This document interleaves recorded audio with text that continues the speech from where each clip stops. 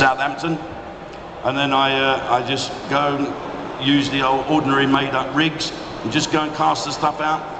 Sit there in my bivvy feeling like I was young again. It was wonderful. So let's just go back to growing up through the 60s again, and you've already mentioned two great names, Jerry Savage and Jim Gibbinson.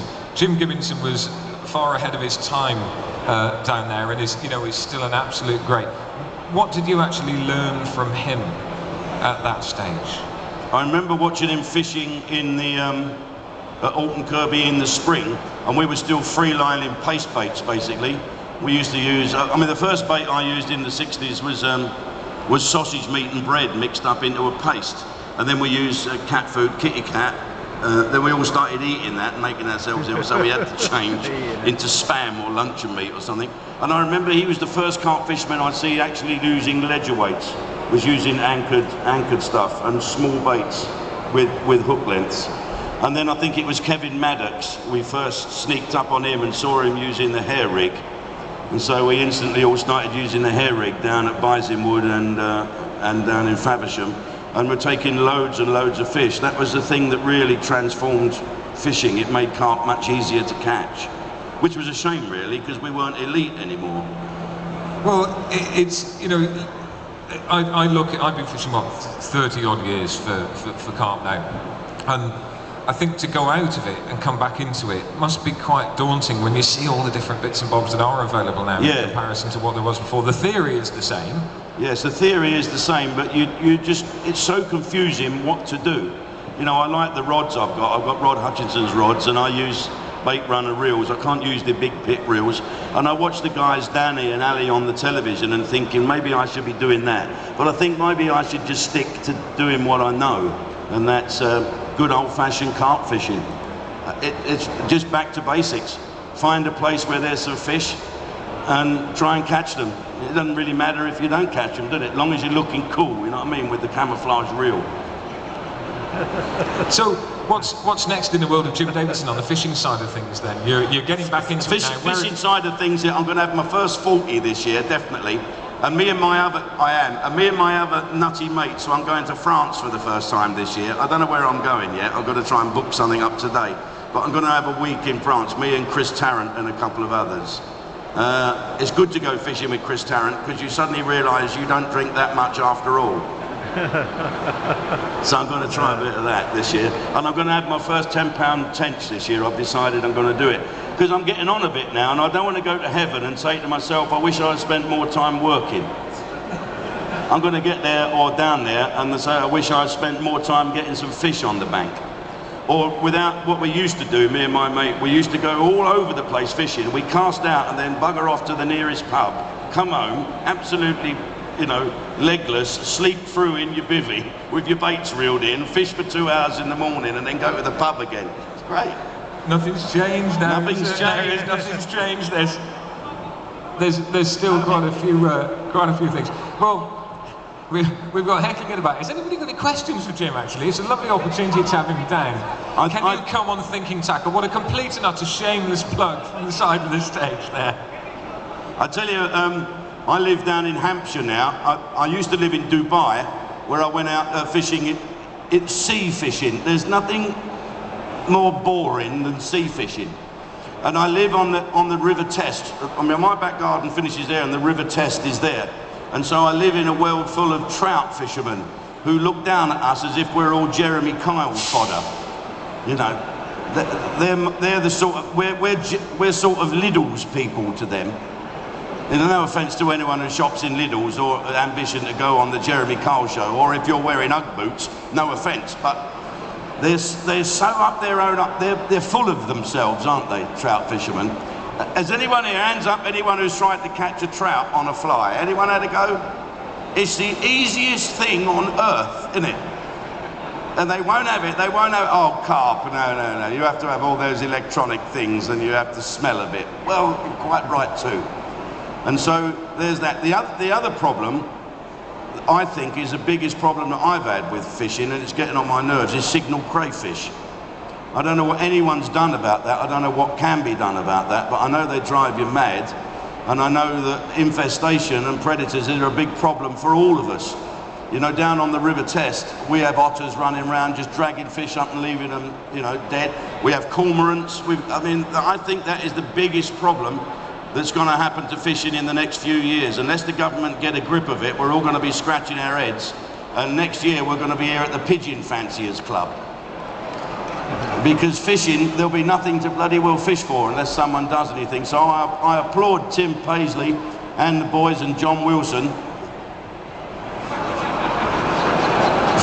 for attempting to do what they're going to do. I think we should all take our bivvies and go up to where they've just moved all those people off of St. Paul's and go there. If they think them hippies and lefties are bad, wait till they see a load of pissed carp fishermen on their doorstep. I think that's the way forward for me. Action, brothers, action! Well, there you go, you heard it here first, that's absolutely right. Jim, I'm just enthralled with what you're saying here now. I'm almost stuck for questions because you're so good at talking to everybody. Yeah. So tell us some stories. Come on, entertain us, mate. Who wants to? I'm not telling you any. Do you want this place shut down? Who wants to ask me a question? Right, thanks. Now, just in case, I'll put a caveat on now. And we're always very, very well behaved down here anyway. But if anybody hears any words that they don't understand, I've got a question. If you ever look round the stands, they've got the most scientific, the most neutral, well, they have some of the greatest food in the world here for fish. It can give a fish its complete diet in 2 mouthfuls. It's completely balanced, it's got the right nutrients, it's got the right vitamins, it's got the right minerals. And then there's the hot dog stand. How come my mate reckons the fish are being better fed than we are here today? Mate, you're absolutely right. You got a question over there? What's your question, mate? Where are we? Let me wander down. Not that big. Let's have a wander in. Go on, here he goes.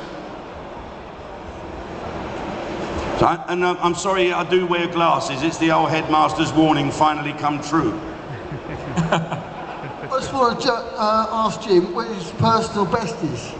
My personal best, I'd have to say Leslie Ash. Yeah, well.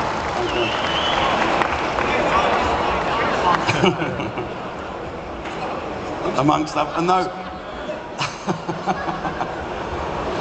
Bless her. My personal best is that one. That's 34.8. I tried to shake that thing down as much as I could. I remember I had a 29.10 once, and I thought about throwing some rocks down its mouth. How are you, mate? Excellent. How's the rest of the band?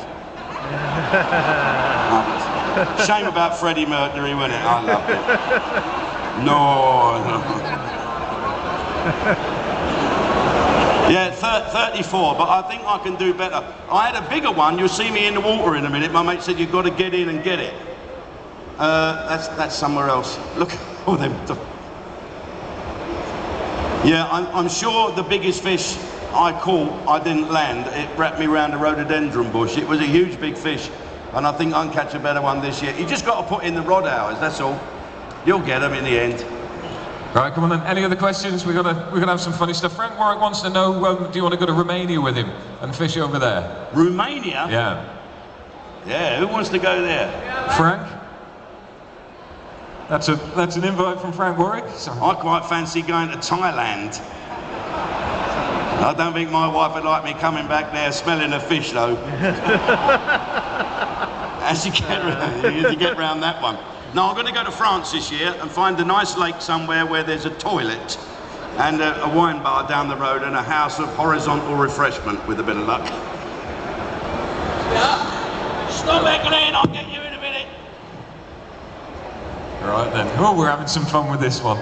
Bloody hell, there's fish in here. I didn't know there was fish in here. Right. Years ago, Jim, you paid one of our friends to leave a swim. So you could fish it in the school pool. Just how much would you be willing to pay now to let them move swim? And also, have you got any good stories about your days at the school pool? I never understood a word of that, did you? He's from Kent, mate. Good stories about school? I'll tell you how I got to fish the school pool. I went down. I was doing summer season down in Margate with Peters and Lee. And while everyone was off messing around going to parties, I'd be getting my gear ready in the dressing room and going off to fish the school pool. And what I did, I met a bloke there called Waters, Trevor Waters, who was a member, and his daughter was ill. She had spina bifida or something. She's in a wheelchair, and the council wouldn't build a wheelchair access to his house. So me and Roy Wood and Denny Lane and a few put on a big concert at the Winter Gardens, and we gave them 18,000 quid to build the house, and I got a free membership to the school pool. And my best story ever, the biggest fish in the school pool in Faversham was a fish called she. Anyone ever heard of that fish? Remember she? Well, my mate Del caught she, and he hit it, and he said, I think this fish is she. And I said, how can you tell? He said, well, what she does, she comes in to about 2 rod tops out, hugs the bottom and goes up and down the swim. That was her game. And he got it in, and she was 38.5 pounds. And I took all the pictures, I filmed it as well, and I took all the pictures on my camera. I'm trying to remember which wife this was. Nice woman, she was about that high. Julie, that was it.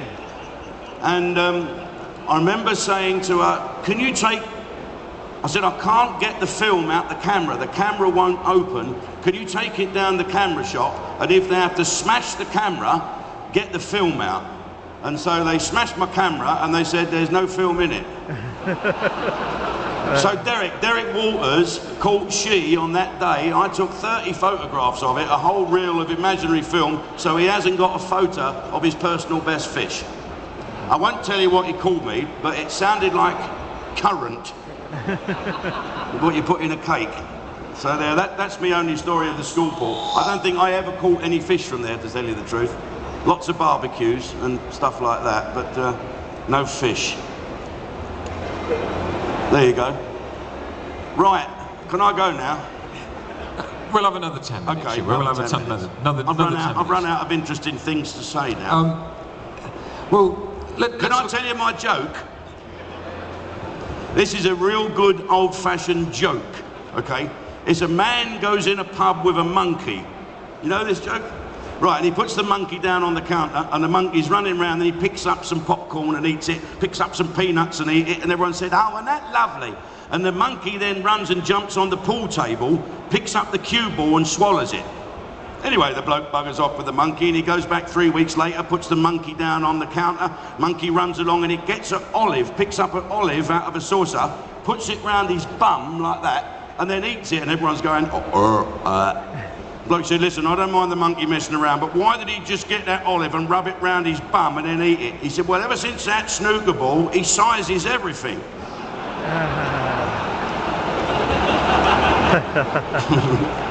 That's my cleanest joke ever. Oh!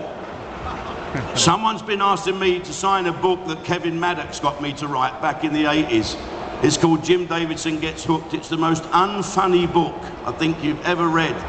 It was funny in those days, and we used to fish down Bisinwood, which was another one of Faversham's lakes, loads and loads of fish there. And we used to have this bloke who was a bit of a nutter, really. He wasn't a good fisherman, so we used to bugger him up quite a lot. While he was asleep, we'd take the pegs out of his bivvy and turn it round 180 degrees and peg it back in, and then we'd toss a little Arsley bomb over his line and give it a bit of a pause. Beep, beep, beep, beep, beep, beep, beep, beep, and see him go for where he thought the entrance to his bivvy was.